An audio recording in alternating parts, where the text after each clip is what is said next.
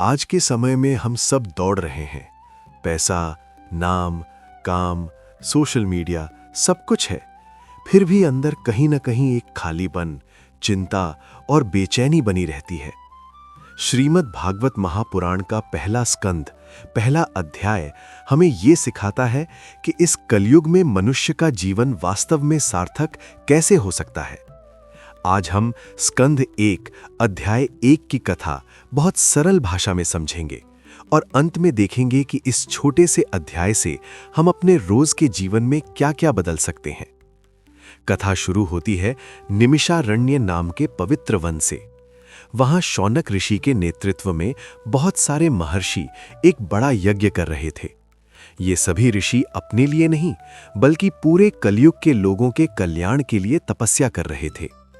उन्हें पता था कि कलयुग में लोग दुखी होंगे, मन अशांत होगा, पाप बढ़ेगा, धर्म कमजोर होगा। इसलिए वो ऐसा उपाय खोज रहे थे जो सरल हो, सबके लिए हो और स्थायी शांति दे सके। इसी समय वहां आते हैं सूत गोस्वामी।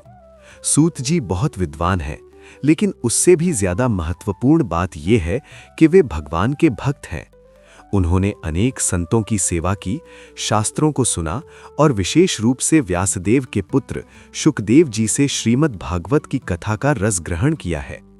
शौनक आदि ऋषि उन्हें देखकर बहुत प्रसन्न होते हैं, प्रणाम करते हैं और विनम्रता से कहते हैं, हे सूत जी, आपने महान आचार्यों की सेवा की है। आप सब शास्त्रों का सार जानते हैं। कृपा करके हमें बताइए कि कलयुग के मनुष्य के लिए सबसे उत्तम धर्म क्या है। ऐसा कौन सा उपाय है जिससे मनुष्य जीवन सफल हो जाए। भगवान के कौन कौन से नाम, रूप और लीलाएं हैं जिन्हें सुनकर हमारा हृदय शुद्ध हो सके। ऋषि ये भी कहते हैं कि कृपा करके हमें वही मार्ग बताइए जो केवल बाहरी धर्म कर्म ना हो, बल्कि हमें भगवान की प्रेम भक्ति तक पहुंचा दे। ये प्रश्न ही पूरे भागवत की नींव है। यहां से स्पष्ट हो जाता है कि भागवत का उद्देश्य सिर्फ कहानी सुनाना नहीं, बल्कि मनुष्य को भगवान से जोड़ना है। सूत जी ऋषियों की भावना समझ जाते हैं और बहुत प्रसन्न होकर कहते हैं कि आपने जो प्रश्न पूछा है वो सबसे शुभ प्रश्न है, क्योंकि ये न केवल आपके लिए बल्कि असंख्य जीवों के लिए कल्याणकारी होगा। फिर वे बताते हैं कि कलयुग के लोगों के लिए सबसे उत्तम साधन है भगवान की कथा का श्रवण और भगवान के नाम का जप। दुनिया में अनेक धर्म कर्म, व्रत, यज्ञ, तप, दान आदि हैं, लेकिन यदि उनमें भगवान की प्रेम भक्ति नहीं है तो वे अधूरे हैं और सच्चे सुख का मूल स्रोत नहीं बन पाते। सूत जी स्पष्ट संकेत देते हैं कि जो साधन सीधे सीधे भगवान श्री कृष्ण की ओर ले जाए, उनकी कथा, उनके नाम और उनकी लीलाओं का श्रवण कराए, वही कलयुग के लिए सर्वोत्तम धर्म है।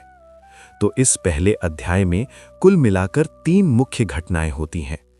निमिषारण्य में ऋषि तपस्या कर रहे हैं कलयुग के लोगों के भले के लिए। सूत जी वहां प्रकट होते हैं, जो शास्त्रों और भक्ति दोनों का सार जानते हैं।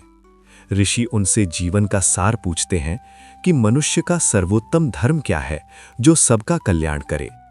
ये अध्याय अभी पूरा उत्तर नहीं देता, बल्कि प्रश्नों की भूमिका बनाता है, ताकि अगले अध्याय में सूत जी स्पष्ट रूप से बता सकें कि निष्काम भगवत भक्ति ही मनुष्य का परम धर्म है। अब देखिए, इतनी सी कथा से हम अपने जीवन में क्या सीख सकते हैं। पहला, सही प्रश्न, सही दिशा। नैमिषारण्य के ऋषियों के पास भी ज्ञान, तपस्या और शक्ति सब था, लेकिन उन्होंने सबसे पहले ये पूछा कि हम और पूरी दुनिया भगवान के और करीब कैसे आ सकते हैं। आज हम भी अपने आप से ईमानदारी से पूछें, क्या मैं दिन भर सिर्फ मैं कितना कमा सकता हूं यही सोचता हूं, या मैं आध्यात्मिक रूप से कितना आगे बढ़ रहा हूं ये भी सोचता हूं। हम जो प्रश्न बार बार अपने मन में उठाते हैं, हमारी जीवन दिशा भी वैसी ही बन जाती है। एक छोटा अभ्यास, रोज रात को 1 मिनट अपने आप से पूछिए कि आज मैंने ऐसा क्या किया जिससे मैं भगवान के थोड़ा और करीब आया। दूसरा, केवल जानकारी नहीं, सार्थक ज्ञान। ऋषियों के पास शास्त्रों की जानकारी थी, लेकिन उन्होंने कहा, हमें सार बताइए।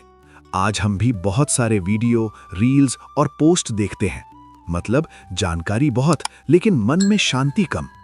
यहाँ से सीख मिलती है कि रोज कम से कम कुछ मिनट जीवन का सार देने वाली बातों को सुनने में लगाएं, जैसे भागवत कथा, गीता, संतों के उपदेश या किसी सच्चे भक्त के अनुभव। ऐसा कंटेंट मन को शांत करता है, तुलना, जलन और डर जैसी नकारात्मक भावनाओं को धीरे धीरे कम करता है। तीसरा, सही मार्गदर्शक की तलाश। शौनक ऋषि और अन्य महर्षियों ने ये नहीं सोचा कि हम ही सब जानते हैं, बल्कि वे विनम्रता से सूत जी के पास गए और बोले, आप हमें मार्ग दिखाइए। आज हमें भी अपने जीवन में ऐसे किसी मार्गदर्शक की जरूरत होती है जो भगवान केंद्रित सोच रखता हो, जो स्वयं भी साधना करता हो और जो प्रेम से हमें बता सके कि कैसे जीने से अंदर सच्ची शांति मिलती है। व्यवहारिक रूप से इसका अर्थ है सही सत्संग से जुड़ना, सही किताबों और ग्रंथों से संबंध बनाना, किसी अनुभवी भक्तिमय बुजुर्ग से मार्गदर्शन लेना। चौथा, केवल अपना नहीं, सबका भला सोचना। नैमिषारण्य के ऋषि केवल अपने मोक्ष के लिए नहीं, बल्कि पूरे कलयुग के जीवों के कल्याण के लिए यज्ञ कर रहे थे। अध्याय 1 हमें सिखाता है कि जीवन केवल मैं और मेरा तक सीमित ना रहे, बल्कि हम ये भी सोचें कि मेरे कर्मों से दूसरों का कितना भला हो सकता है। दैनिक जीवन में, घर में, कार्यालय में, समाज में अगर हम थोड़ा सा भी सेवा भाव, सहानुभूति और मदद करने की भावना जोड़ दें तो हमारा जीवन भी धीरे धीरे भागवत की सुगंध से भरने लगता है। तो ये था स्कंध 1 अध्याय 1 का सरल लेकिन अत्यंत अर्थपूर्ण सार। एक साधारण सा दिखने वाला प्रसंग हमें यह सिखाता है कि यदि हमारे प्रश्न सही हो, हमारा मार्गदर्शक सही हो और हमारे हृदय में सबके कल्याण की भावना हो तो हमारा आध्यात्मिक जीवन स्वाभाविक रूप से आगे बढ़ने लगता है। अगले वीडियो में हम स्कंध 1 अध्याय 2 देखेंगे, जहां सूत जी सीधे सीधे बताते हैं कि मनुष्य का परम धर्म क्या है और भगवत भक्ति हृदय में कैसे जागृत होती है। उस अध्याय से हमारी साधना का वास्तविक मार्ग और अधिक स्पष्ट हो जाएगा। तो मिलते हैं अध्याय 2 की कथा में। तब तक के लिए सबको प्यार भरा हरे कृष्णा।